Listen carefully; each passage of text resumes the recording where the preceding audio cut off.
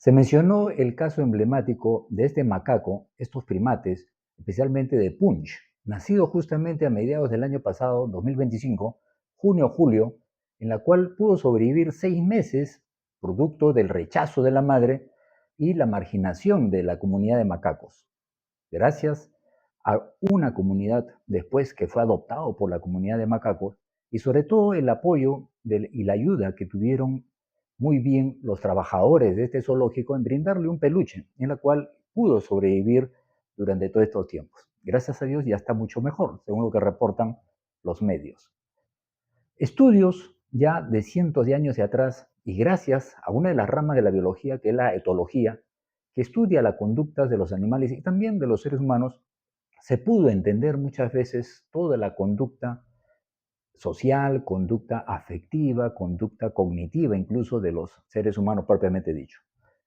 Dentro de ellos tenemos justamente lo que ya habíamos mencionado, uno de los libritos que justamente recordaba en el año 1900, que fue publicado en 1984 y tuve la posibilidad de conocer a este profesor José Pérez Villar, en la cual gustosamente nos obsequió este libro y ahí justamente relata todos estos acontecimientos conductuales cuando hay carencia afectiva, no solamente en los primates, en los animales, sino también en el ser humano.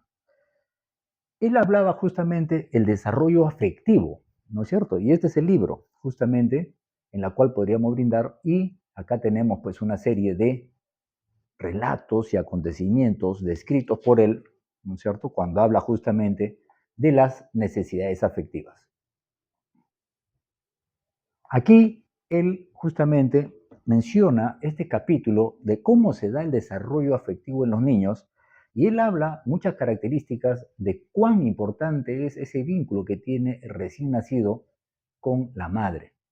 Hoy sabemos muy bien la importancia que tiene desde que ya es concebido, fecundado, concebido incluso, y cuán importante es la influencia emocional que tiene la madre gestante y sobre todo la participación del padre en las caricias, en la conversación, en la comunicación, cuando está en todos sus procesos embrionarios y fetales durante los 9 meses que se dicen popularmente. Él habla justamente de la importancia de la sonrisa, cómo es el contacto de la sonrisa, y él menciona que a partir del tercer mes es donde toma ya mayor criterio el recién nacido con respecto a generar un esquema afectivo impersonal. Y después ya en el octavo mes aproximadamente ya se hace una relación interpersonal. Porque al octavo mes sí se menciona que hay una discriminación ya de rostros conocidos y de rostros desconocidos. Y es por eso que genera un temor cuando ve rostros desconocidos y más aún cuando la madre está a distancia o ha desaparecido de su campo visual del recién nacido. Y la importancia también viene a ver la mirada, una mirada en la cual debe tener un vínculo, no solamente del rostro a rostro del niño recién nacido con la madre o con la padre, pero fundamentalmente la madre. La madre cobra un rol muy importante en todos estos primeros meses de recién nacido. Y se hicieron investigaciones, como lo menciona Spitz, ¿no? Que hacen unos trabajos con rostros de papel que la persona se los pone y también cuando la persona, la madre o el padre, se comunica de perfil al niño.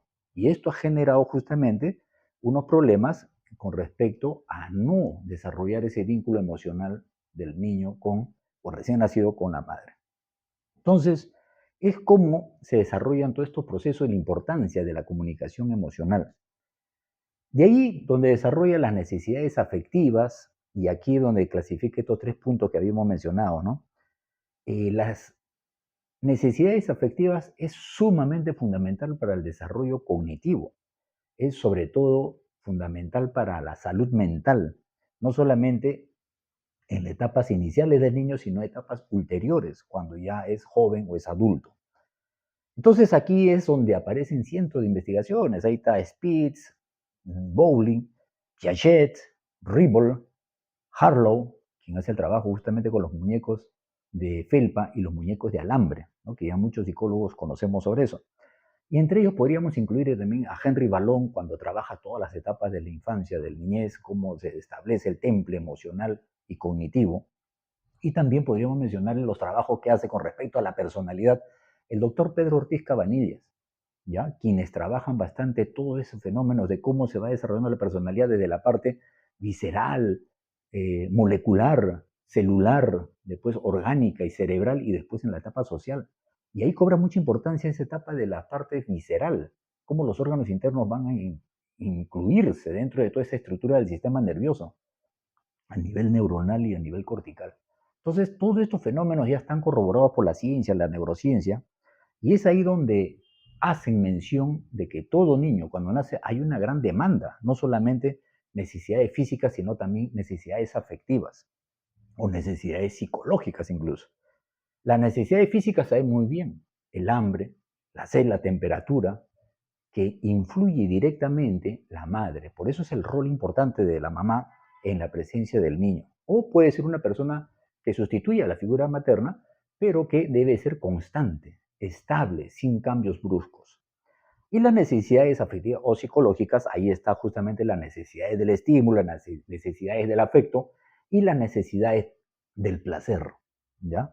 Entonces, aquí es donde establece muy bien el profesor Pérez Villar cuando habla de las necesidades de estímulo. O sea, los niños deben de tener una gran cantidad de riquezas, no solamente auditivas, sino visuales, táctiles, dependiendo la etapa de la edad, y que no corran ningún riesgo de su integridad física. Estímulos acordes a su edad y a sus necesidades, ¿no es cierto? La parte auditiva, el tono de voz de la madre, la melodía, que todas las mujeres dominan muy bien, la prosodia que se menciona, y también con respecto a los estímulos visuales, ¿no es cierto? Movimiento, color, luz, intensidades. Y después ya viene la parte táctil y después la parte gustativa incluso, ¿no? La parte táctil, o coger objetos, ¿no? La parte táctil y la parte masticatoria, ¿no? En la cual empieza a desarrollar toda una serie de estímulos para su desarrollo indudablemente personal, individual de su cuerpo, la parte orgánica, la parte del sistema nervioso. Y cuanto a las necesidades del afecto, justamente acá han habido trabajo pues, de la década del 30, del siglo pasado, 1937, por Margaret Ribble, ¿no? Cuando justamente hacen unas observaciones y describen cómo las madres empiezan a tener un rechazo hacia sus hijos, que no aceptan al hijo. Incluso hay muchas mujeres que no aceptan el embarazo. Y justamente Margaret Ribble describe mujeres inmaduras que habían salido embarazadas incluso en el primer coito, en su primera relación coital, salen embarazadas, se sorprenden y es ahí donde empieza a haber esa sensación, esas emociones de rechazo hacia el hijo. Y lógicamente hay padres que abandonan a la madre y eso incrementa en la mujer puerperal que empieza a tener pues todo un desorden emocional y eso va a afectar a los niños. Entonces menciona el cuidado materno, que es única y debe ser estable, perenne y debe estar establecido por una sola persona. El papel dentro de las necesidades del afecto está el papel de la succión. O sea, el niño no solamente necesita el alimento biológico, que a través de la succión ingiere la leche materna y el alimento biológico, sino también viene el alimento emocional, el alimento afectivo. ¿Cómo se relaciona eso?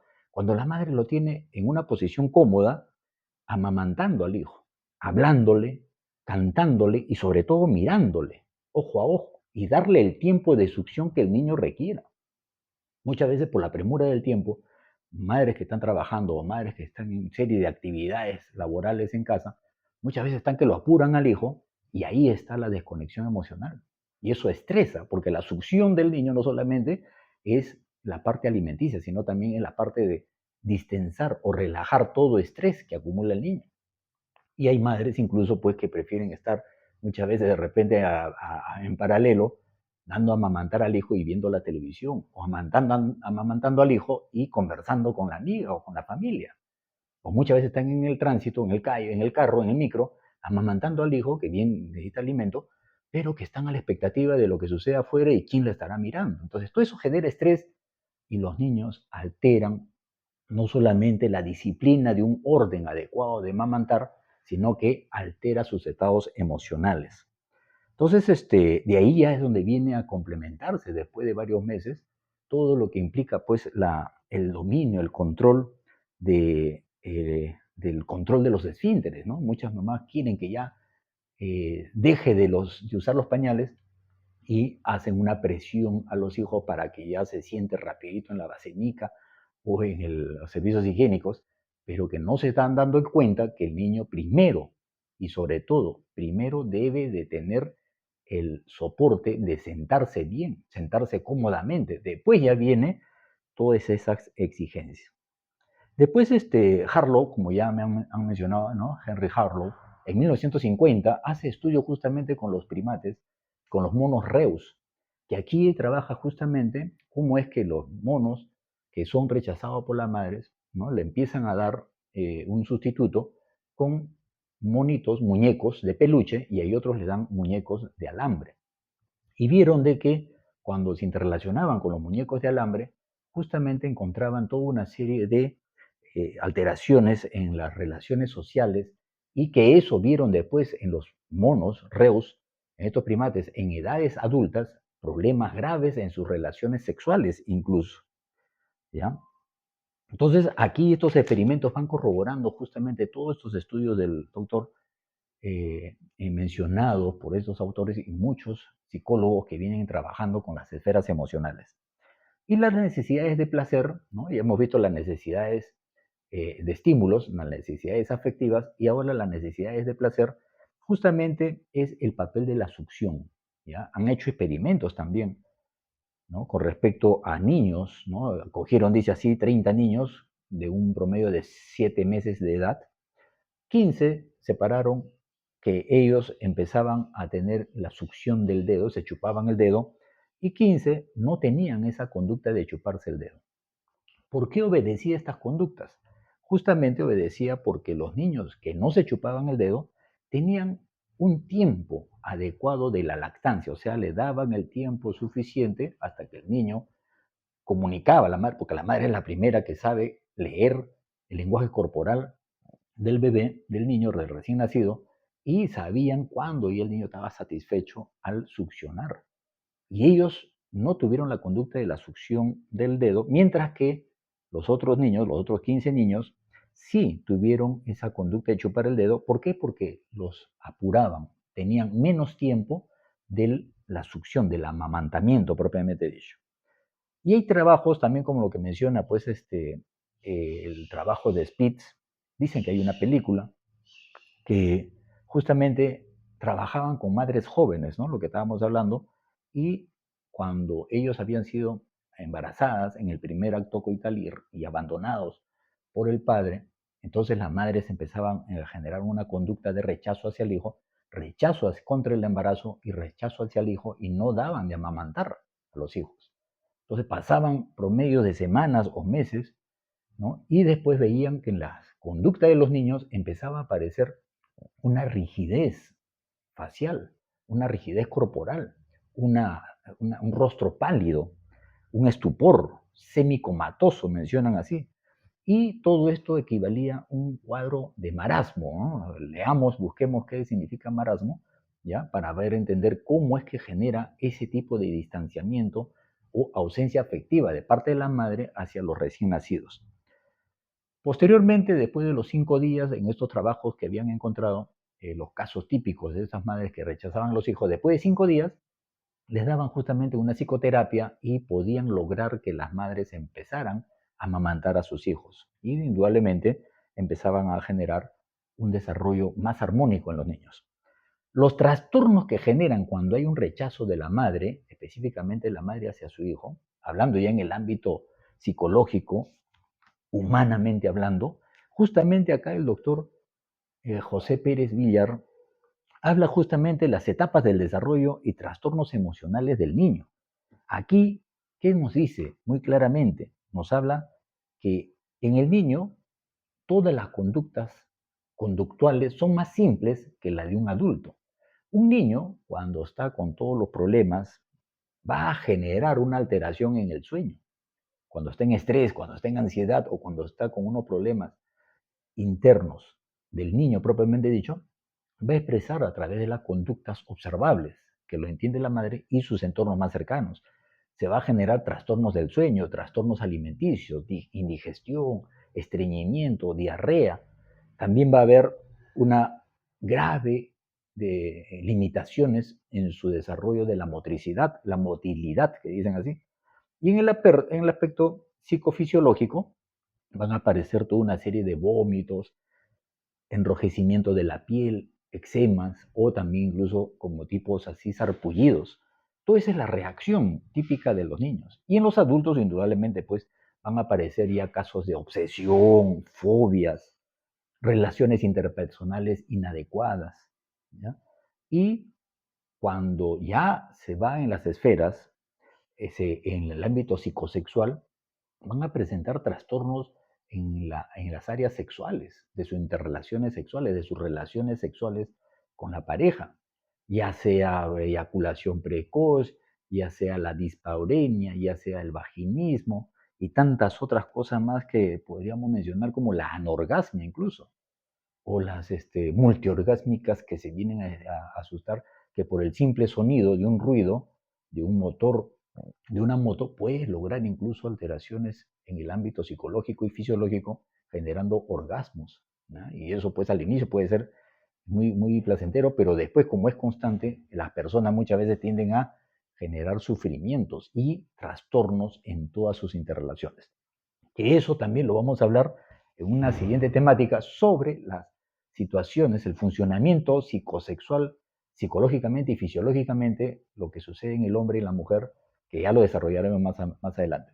Pero esto es lo que hemos querido hablar, cómo es que partiendo de unos casos típicos de estos primates, especialmente el macaco, cómo es que en el ámbito del ser humano, cuando no hay la conexión del ser humano, de la madre con el recién nacido, generan trastornos de estos tipos, trastornos emocionales en la infancia y posteriormente todos los problemas, no solamente afectivos, sino cognitivos, sociales, de relaciones interpersonales y relaciones también sexuales en la etapa adulta. Muchas gracias por su atención y no olvido en mencionar, recordar todos estos acontecimientos de la mujer, sobre todo mañana, que es un día muy significativo, recordando, ¿no es cierto?, una vez más en este año 2026, las actitudes, la convicción de muchas mujeres por lograr no una desaparición o una disminución de las injusticias que habían en esas épocas, que ahora siguen luchando a pie y siguen dando muchas lecciones para toda la humanidad, ¿no? La fortaleza de la mujer. Y gracias a ellas es la que tenemos ese espíritu en la cual todos nosotros seguimos caminando en este mundo que cada vez se hace más tenso, estresante, neurótico y hasta psicótico. Muchas gracias y seguiremos en nuevas temáticas. Gracias.